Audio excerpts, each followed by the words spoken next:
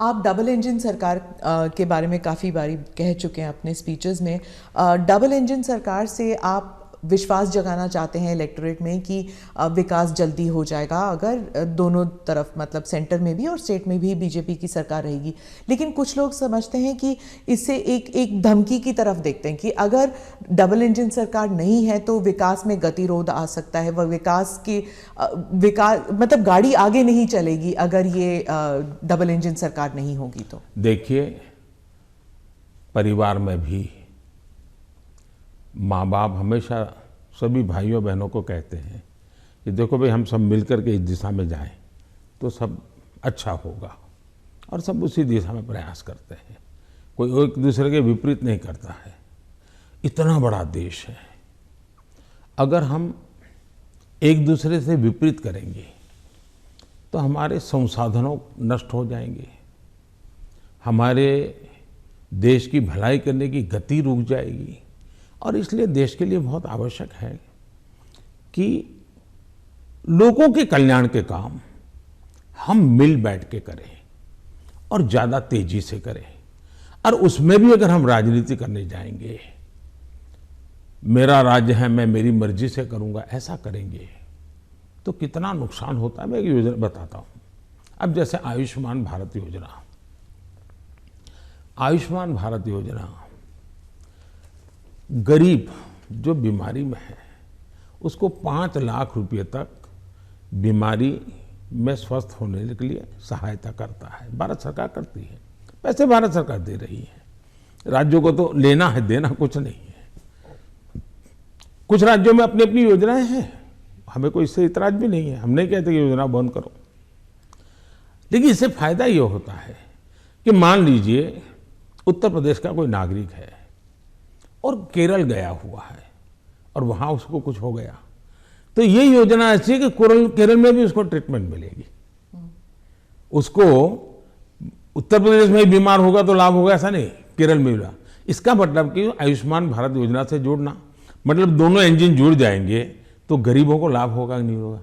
लेकिन कुछ राज्य ऐसे हैं जिनको लगता है नहीं, हम आयुष्मान भारत से नहीं जोड़ेंगे। दिल्ली में क्या ऐसी सरकार है। अब दिल्ली का नागरिक हिंदुस्तान के किसी कोने में जाएगा और वहां कुछ हुआ तो उसको वो लाभ नहीं मिलेगा। अब क्या कारण है कि इसका विरोध किया जा रहा है। उसी प्रकार से हमने one nation one ration card क्यों किया कि भाई कोई भी मजदूर हिंदुस्तान के किसी भी कोने में जाएगा, एक ही राशन कार्ड होगा। अगर वो महाराष्ट्र में है तो भी उसको free price fair price shop से उसको अनाज मिल जाएगा। अब 2 राज्य ऐसे निकले जिनको सुप्रीम कोर्ट को डंडा मारना पड़ा, कहना पड़ा कि भाई one nation one ration card गलत क्या है, तुम लागू करो। अब इसलिए हम कहते हैं कि डबल इंजन की सरकार होती है तो गरीबों को सबसे ज्यादा लाभ होता है।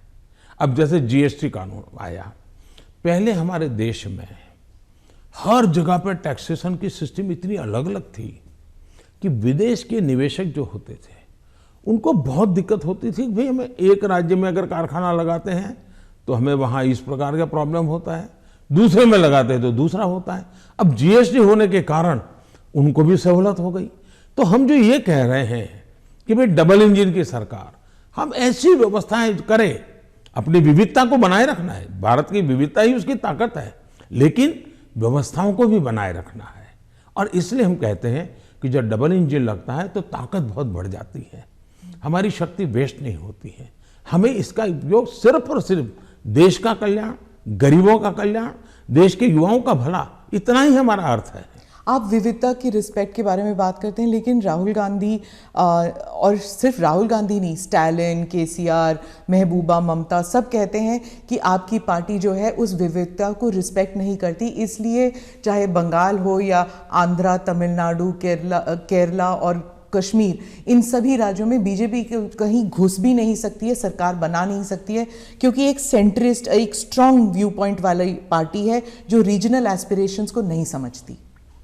पहली बात ऐसी है कि भारतीय जनता पार्टी एक ऐसी पार्टी है जिसका ये मत है कि देश के विकास के लिए हमें रीजनल एस्पिरेशंस को एड्रेस करना ही चाहिए। और देश में मैं पहला मुख्यमंत्री हूं जो इतने लंबे समय तक राज्य का मुख्यमंत्री रह करके आया हूं, और इसलिए राज्य के एस्पिरेशंस क्या होते हैं, राज्य की आवश्यकताएं क्या होती हैं, इसका मुझे भली भांति समझ है। और इसी के कारण हम हिंदुस्तान के सभी राज्यों की भला, अब देखिए मैं दुनिया के मेहमान आते हैं तो पहले उनको दिल्ली में ही आना और जाना हो जाता था, मैं ऐसा नहीं करता हूं। आप ट्रंप को लेके गुजरात? मैं उनको अलग अलग जगह पर, मैं चाइना के राष्ट्रपति को ले गया तमिलनाडु, मैं फ्रांस के राष्ट्रपति को ले गया उत्तर प्रदेश, मैं जर्मन चांसलर को ले गया कर्नाटका, और तब तो कांग्रेस की सरकार थी। किसकी सरकार? हाँ, इस देश की शक्ति को उभारना, इस देश के हर राज्य को प्रोत्साहन मिलना, यही हमारा काम होता है।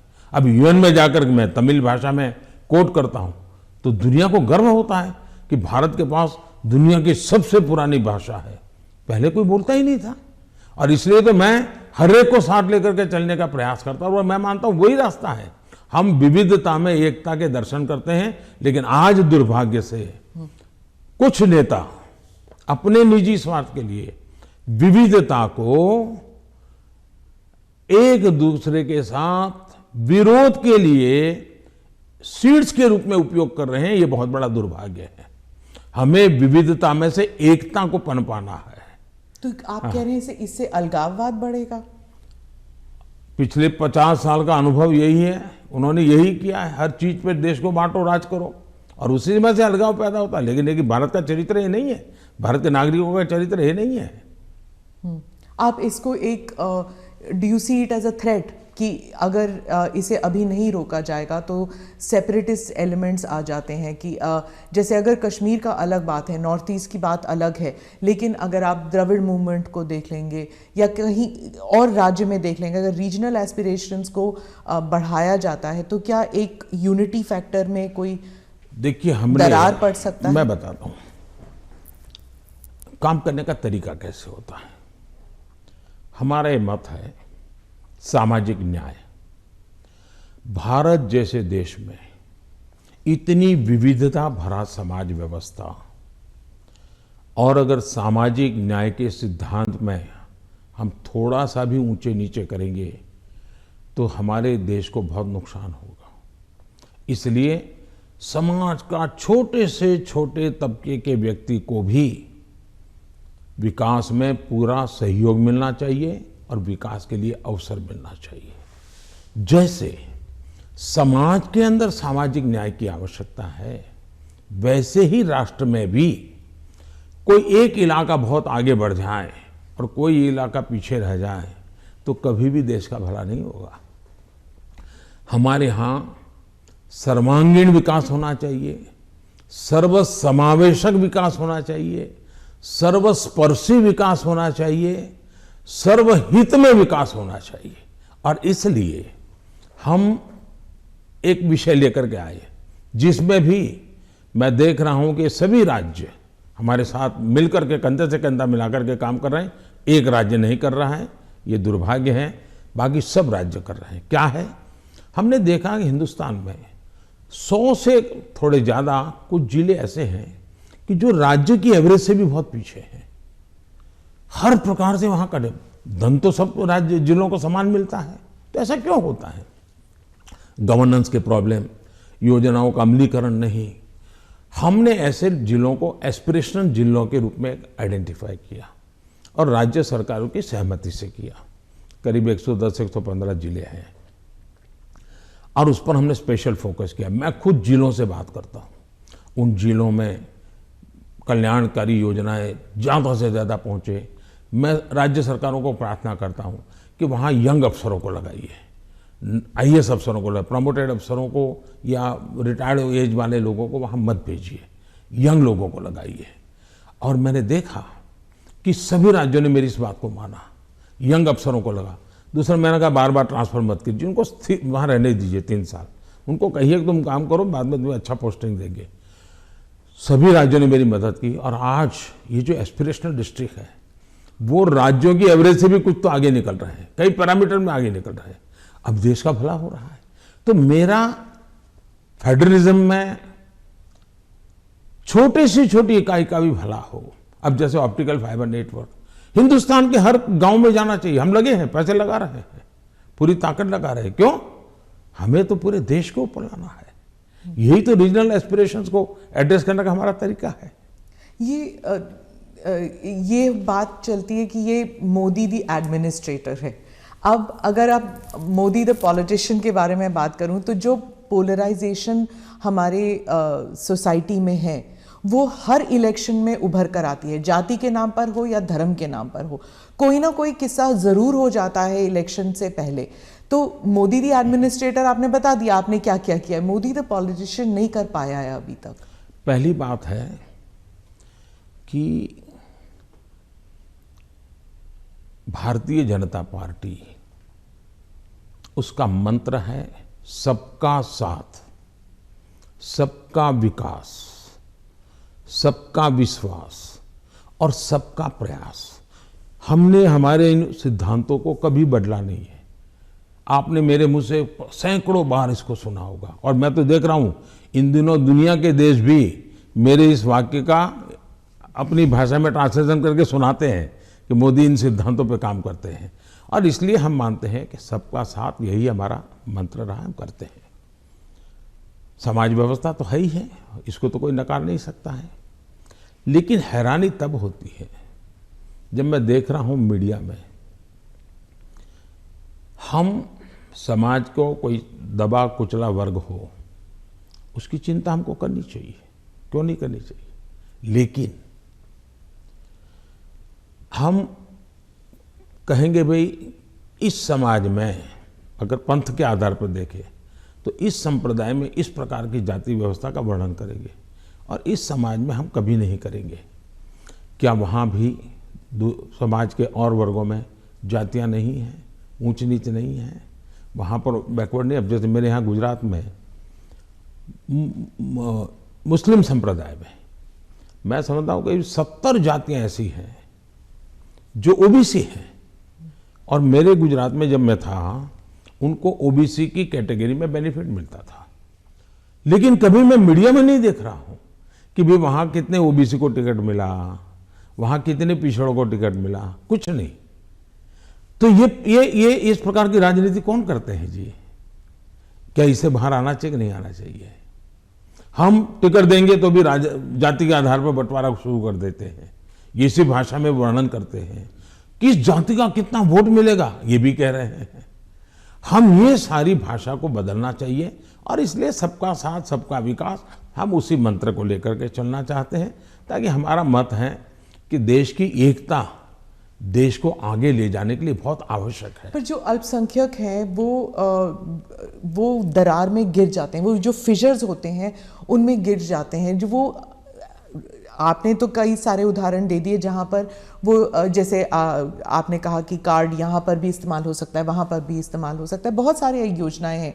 लेकिन जब ऐसे पोलराइजेशन की जो किस्से हो जाते हैं तब क्या होता है, मीडिया में भी आ जाता है। और जब मीडिया में आता है minorities are not safe in India, international media में भी आ जाता है। जो पूंजी निवेश करना चाहता है बाहर बैठ के वो सोचता है यहाँ पॉलिटिकल अनरेस्ट है, मैं क्यों यहाँ पर पैसे लगाऊं। तो एक आज विश्व में भारत ने अपनी एक अच्छी पहचान भी बनाई है और वो मीडिया की ताकत से भी आगे निकल गई है। अब जहाँ तक मीडिया का सवाल है, वो क्यों ऐसा करते हैं, किसके कारण करते हैं, किसके लिए करते हैं, किसके कहने से करते हैं, किसके दबाव में करते हैं, ऐसे विषयों पर मेरा टिप्पणी करना उचित नहीं है। लेकिन मेरा इतनी समझ जरूर है कि मीडिया वर्ल्ड में भी एक बहुत बड़ा कंपटीशन है। उनको भी टिकने के लिए, अपने व्यापारिक हितों के लिए भी बहुत जिद्दोजहद करनी पड़ रही है। वो भी एक एलिमेंट है मीडिया की, कुछ मजबूरियां भी हैं उनकी। इस सबके बावजूद भी हमारी बात दुनिया में पहुंची है, इन्हीं लोगों के माध्यम से पहुंची है, क्योंकि अच्छे लोग भी हैं, नहीं ऐसा नहीं है। जहां तक विदेश का मीडिया का कुछ सवाल है, दुनिया में मैंने देखा है कि कोई ही देश होगा, रेयर एक्सेप्शन, मैं भारत की बात नहीं कर रहा हूं, मैं बाहर की बात कर रहा हूं, कि जहां का मीडिया अपने देश के हितों के खिलाफ कुछ करता हो, कभी नहीं करते। तो कभी कभी ये मीडिया हाउस भी उनके देश के हितों के लिए भी, देशों के बीच की जो स्पर्धा होती है तो एक लाइन ड्रॉ करते हैं, तो उनकी एक अपनी दुनिया है, चलने दीजिए।